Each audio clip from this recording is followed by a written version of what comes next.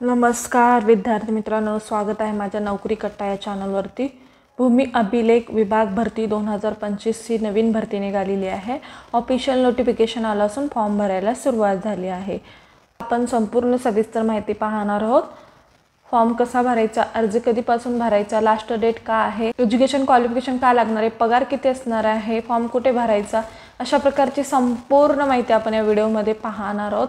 तर व्हिडिओ शेवटपर्यंत पहा। अशाच माहितीसाठी आमच्या चॅनलला सबस्क्राइब करा, बेल आयकॉनला प्रेस करा, लाईक करा, शेअर करा। चला तर मग आपण संपूर्ण माहिती पाहूया। भूमी अभिलेख विभाग भरती 2025 ची भरती निघालेली आहे। वय तुम्हाला इथे 18 ते 43 वर्षापर्यंत अर्ज करू शकता। अर्ज पद्धती इथे ऑनलाईन करायची, संधी सोडू नका, लगेचच तुम्ही इथे अर्ज करू शकता। चला तर मग आपण संपूर्ण सविस्तर माहिती पाहूया। भूमी अभिलेख विभाग भरती 2025 ची भरती निघालेली आहे। भूमी अभिलेख विभाग अंतर्गत इच्छुक आणि पात्र उमेदवारांकडून अर्ज इथे ऑनलाईन पद्धतीने करायचे आहे। अर्ज करण्याची शेवटची तारीख आहे 24 ऑक्टोबर 2025 पर्यंत तुम्ही इथे अर्ज करू शकता। विभागाचे नाव काय आहे, भूमी अभिलेख विभाग या अंतर्गत ही भरती निघालेली आहे। इथे 903 जागांसाठी इथे भरती निघालेली आहे। खूप चांगल्या जागा आहेत। भूकर मापक, लँड सर्वायवर यांच्यासाठी इथे भरती आहे। वयोमर्यादा आहे 18 ते 38 वर्षापर्यंत तुम्ही इथे अर्ज करू शकता। मागासवर्गीय वर्गासाठी 5 वर्षाची सूट इथे देण्यात आली आहे। कोण अर्ज करू शकतात, तर महाराष्ट्र राज्यातील उमेदवार इथे अर्ज करू शकतात। अनुभव आणि फ्रेशर उमेदवार इथे अर्ज करू शकतात का, तर हो। अनुभव आणि फ्रेशर उमेदवार अर्ज करू शकतात का, तर हो। अनुभव आणि फ्रेशर उमेदवार इथे अर्ज करू शकतात। अर्ज पद्धती ऑनलाईन पद्धतीने तुम्हाला इथे अर्ज हा करायचा आहे। वेतन बघा 19,900 ते 63,600 पर्यंत तुम्हाला इथे सॅलरी मिळणार आहे। अर्ज फी आहे का, हो। मागास वर्गासाठी 1000 रुपये आणि मागास वर्गासाठी 900 रुपये इथे फी असणार आहे। नोकरीचे प्रकार बघा, परमनंट भरती असणार आहे। निवड प्रक्रिया ही परीक्षेद्वारे केली जाणार आहे। अर्ज सुरू होण्याची तारीख आहे 1 ऑक्टोबर 2025 पासून इथे अर्ज भरायला सुरुवात झालेली आहे आणि अर्ज करण्याची शेवटची तारीख आहे तर 24 ऑक्टोबर 2025 पर्यंत तुम्ही इथे अर्ज करू शकता। अधिकृत वेबसाईट सुद्धा इथे दिलेली आहे। या वेबसाईटवरती जाऊन तुम्ही संपूर्ण सविस्तर माहिती डिटेलमध्ये पाहू शकता। ठिकाण कुठं आहे, तर महाराष्ट्र हे ठिकाण असणार आहे। त्यानंतर बघूया आपण संपूर्ण सविस्तर माहिती PDF नोटिफिकेशनमध्ये इथे पाहणार आहोत। त्यानंतर आपण एज्युकेशन डिटेल्स आणि जागा वाटप हे सुद्धा पाहूया। बघा, भूमी अभिलेख विभाग या अंतर्गत ही भरती निघालेली आहे। गट क वर्गातील सर्व सेवेने रिक्त पदे भरण्याबाबतची जाहिरात आलेली आहे। 1/2025 आहे, 1 तारखेला ही जाहिरात आलेली आहे। त्यानंतर बघा, भूमी अभिलेख विभागातील गट क पद समूह 4 भूकर मापक या वर्गातील पदे रिक्त आहेत। तर या पदासाठी पात्र असणाऱ्या उमेदवारांनी इथे परीक्षेद्वारे ऑनलाईन तुमची इथे निवड केली जाणार आहे। ऑनलाईन परीक्षा घेतली जाणार आहे। त्यासाठी तुम्हाला या 2 वेबसाईटवरती जाऊन अर्ज हा भरायचा आहे। अर्ज करायची तारीख आहे 1/10/2025 ते 24/10/2025 पर्यंत तुम्ही इथे अर्ज हा करू शकता। ऑनलाईन अर्ज भरण्याची कालावधी काय आहे, दिनांक 1/10/2025 ते दिनांक 24/10/2025 पर्यंत तुम्ही इथे अर्ज करू शकता। ऑनलाईन शुल्क भरण्याचा दिनांक आहे 1/10/2025 ते 24/10/2025 पर्यंतच तुम्हाला ऑनलाईन शुल्क सुद्धा इथे भरायचं आहे। परीक्षेची तारीख बघा 13 व 14 नोव्हेंबर असणार आहे। त्यामध्ये नियोजनाच्या दृष्टीने आवश्यकतेनुसार परीक्षेच्या दिनांकामध्ये बदल होऊ शकतो। बघा, असं सुद्धा इथे सांगितलेलं आहे। इथे जे तुम्हाला दिनांक सांगितलेला आहे त्या दिनांकामध्ये इथे एक्झाम होईल असं काही नाहीये। नियोजनाच्या दृष्टीने एक्झाम डेट पुढे सुद्धा जाऊ शकते असं सुद्धा इथे सांगण्यात आलेलं आहे। बघा, भरती प्रक्रियेचे संपूर्ण जे काही इन्फॉर्मेशन आहे ते तुम्हाला संकेतस्थळावर उपलब्ध होणार आहे असं सुद्धा इथे सांगितलेलं आहे। बघा, इथे विभागानुसार जागा आहेत। तर हे पुणे विभागांतर्गत हे भरती आहे भूमी अभिलेख यांच्यासाठी। इथे दिलेलं आहे संरक्षण, माजी सैनिक, प्रकल्पग्रस्त, भूकंपग्रस्त, खेळाडू, अंशकालीन, समांतर आरक्षण, एकूण पदे आणि अनुसूचित जाती, अनुसूचित जमाती, विजा अ, भज ब, भज क, भज ड, विमा प्र, विमा व, SC BC, EWS एकूण आणि आराखीव असं टोटल जागा दिलेल्या आहेत। टोटल बघा, असं माजी सैनिकसाठी 11 जागा आहेत, प्रकल्पग्रस्तसाठी 2 जागा आहेत, भूकंपग्रस्तसाठी 2 आहेत, 26 जागा महिलांसाठी आहेत, खेळाडूसाठी 2 आहेत, अंशकालीनसाठी 9 आहेत आणि समांतर आरक्षणसाठी 31 जागा आहेत। एकूण 83 जागांसाठी इथे भरती होणार आहे पुणे जिल्ह्यामध्ये। पुणे जिल्ह्यामधली ही भरती आहे, म्हणजे पुणे विभागामधून 83 जागा आहेत। त्यानंतर बघा मुंबई कोकण प्रदेश यांच्या अंतर्गत किती जागा आहेत आपण पाहूया।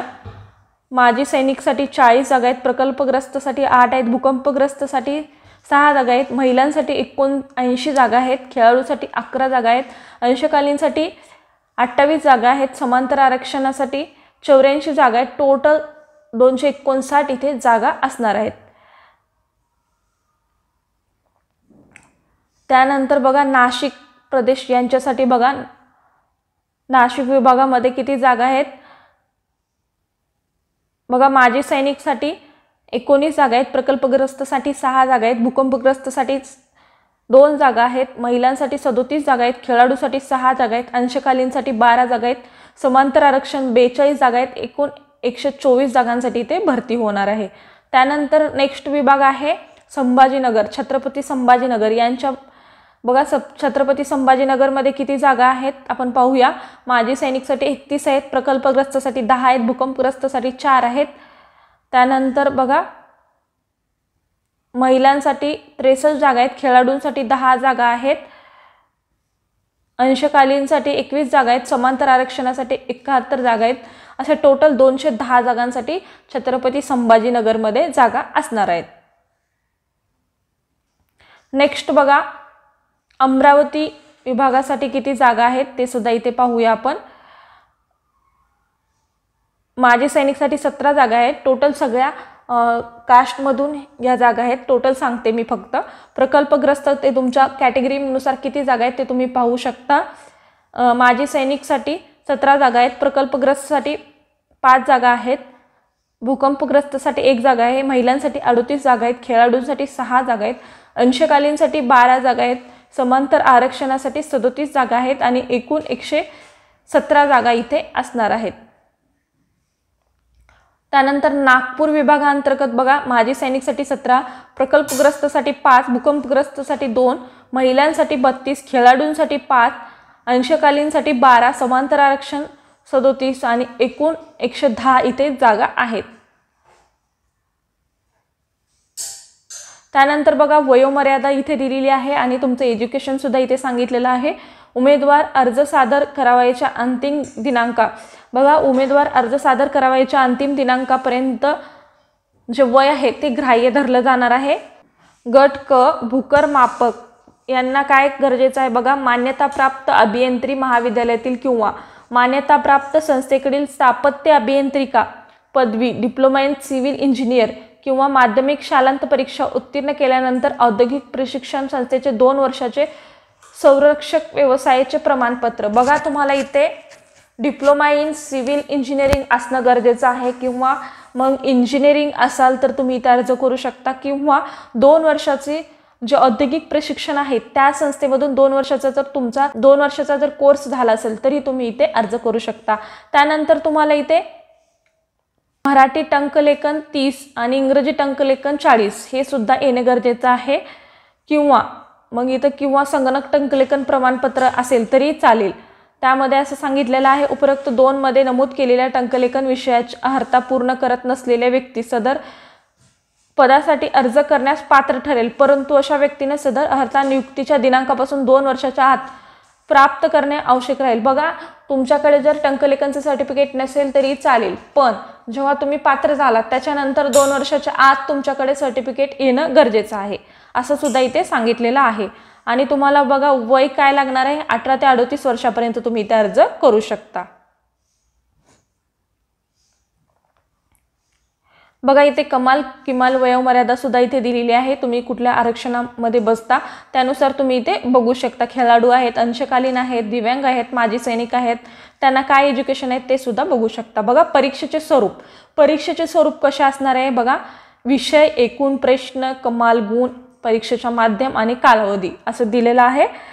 इंग्रजीसाठी 25 प्रश्न असणार आहेत, 50 गुण असणार आहेत, इंग्रजी माध्यम असणार आहे इथे आणि कालावधी 30 मिनिटे तुम्हाला इथे असणार आहे।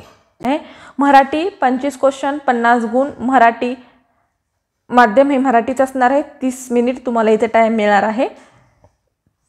सामान्य ज्ञानसाठी 25 क्वेश्चन 50 गुण, मराठी व इंग्रजी माध्यम असणार आहे, 30 मिनिटे तुमच्याकडे वेळ असणार आहे। बौद्धिक चाचणी आणि अंकगणित दोन्ही असणार आहेत, 25 क्वेश्चन 50 गुण, परीक्षेचे माध्यम इंग्रजी किंवा मराठी असणार आहे, 30 मिनिटे तुम्हाला इथे कालावधी देण्यात येणार आहे। एकूण 100 गुण, 200 मार्क आणि 120 मिनिट टाइम तुम्हाला इथे मिळणार आहे। बघा परीक्षा शुल्क इथे काय लागणार आहे तुम्हाला, मागास प्रवर्गासाठी 1000 रुपये आणि मागास प्रवर्गासाठी 900 रुपये अशी तुम्हाला इथे शुल्क लागू राहणार आहे। आणि माजी सैनिक असतील त्यांना कुठल्याही प्रकारचे शुल्क लागू राहणार नाही असं सुद्धा इथे सांगण्यात आलेलं आहे। बघा निवडीचे निकष इथे दिलेले आहेत। गुणवत्ता यादीमध्ये अंतर्भाव करण्यासाठी उमेदवारांना ऑनलाईन कम्प्युटर बेसिक टेस्ट असणार आहे आणि त्याच्यामध्ये किमान 45% गुण प्राप्त करणे आवश्यक राहील। आणि पदासाठी विविध केलेल्या अर्हता अटी शर्ती पूर्ण करणाऱ्या पात्र उमेदवारांसाठी परीक्षेत पात्र गुणाच्या आधारे बनविलेल्या गुणवत्ता यादीत उमेदवाराकडून विविध आरक्षणानुसार निवड यादी बनवण्यात येणार आहे। बघा तुम्ही अर्ज भरलात, अटी शर्ती त्याच्यामध्ये पूर्ण बसलात, त्यानंतर तुमची एक्झाम घेतली जाणार आहे। तर असल्यानंतर तुमच्याकडे कुठलं आरक्षण असेल तर त्या आरक्षणानुसार तुमचा रिझल्ट इथे लागू असणार आहे।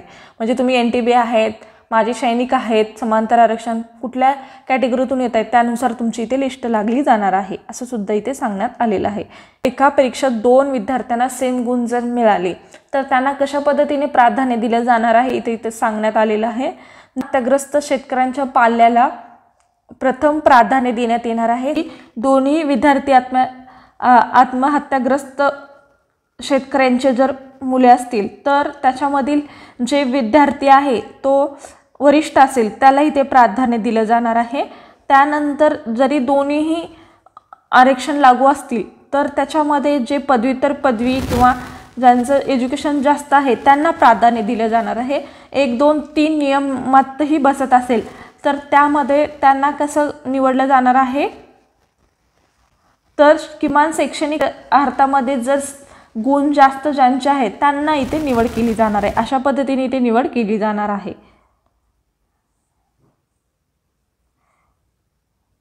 त्यानंतर वरील पदाकरिता अर्ज करण्याच्या उमेदवारांना सूचना सुद्धा इथे दिलेल्या आहेत, त्या तुम्ही पाहू शकता। या 2 वेबसाईटवरती जाऊन ऑनलाईन तुम्हाला इथे अर्ज करायचा आहे। बघा इथे काही माहिती दिलेली आहे ते तुम्ही पाहू शकता।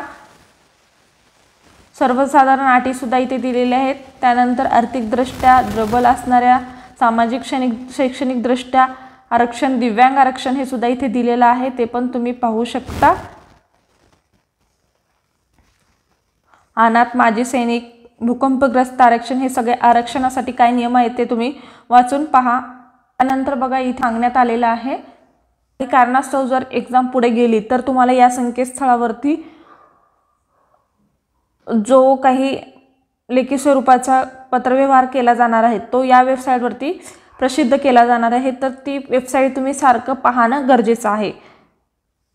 आणि त्यानंतर तुम्हाला जर अर्ज भरते वेळेस तुम्हाला इथे नागरी कुटुंब प्रतिज्ञापत्र म्हणजे लहान कुटुंब प्रतिज्ञापत्र सुद्धा भरायचं आहे।